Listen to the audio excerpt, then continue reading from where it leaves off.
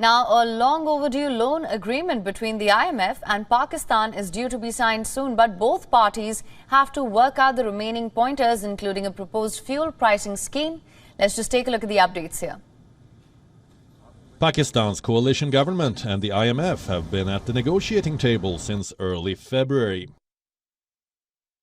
This while the cash-strapped country awaits a $1.1 billion aid package as chinks in the deal are ironed out.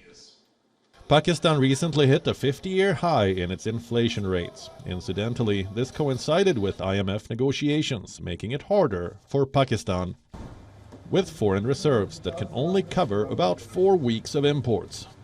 The nation is desperate for the IMF to disperse the $1.1 billion tranche.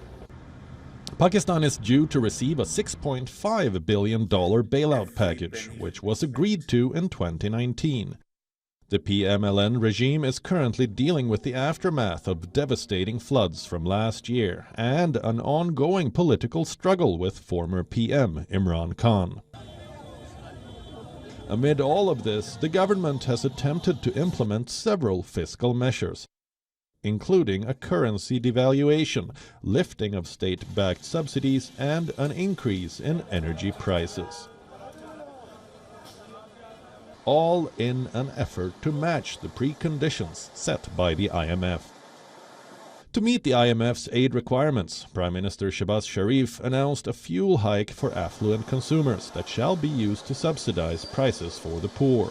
A Pakistani resident who owns a motorcycle, a rickshaw, or a car with an engine capacity of 800 cc's or lower shall be eligible to avail the subsidy.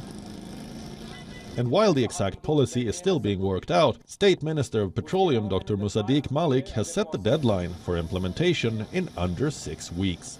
This comes in the wake of the government increasing prices of all petroleum products, barring light diesel, by 13 rupees per litre for the next fortnight.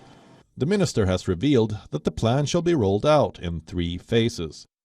In the first phase, petroleum shall be hiked by 75 Pakistani rupees, reaching a base fuel price of 375 rupees, while the money shall be collected in an escrow account.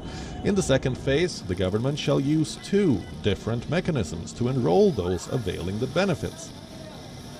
Finally, the discount shall be dispersed to the beneficiary post-registration, and the transaction shall be processed at the fuel station.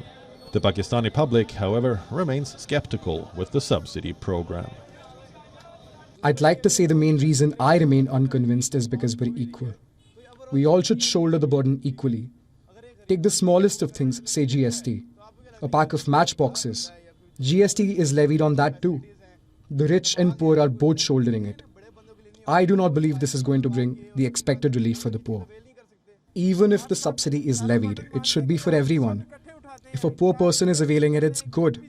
But do you think a rich man who is smart and well facilitated won't just get a bike to evade their premium?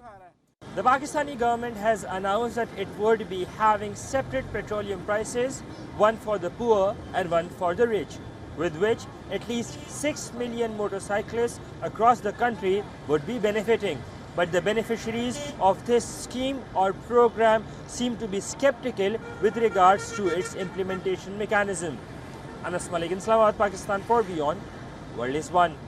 WION is now available in your country. Download the app now. Get all the news on the move.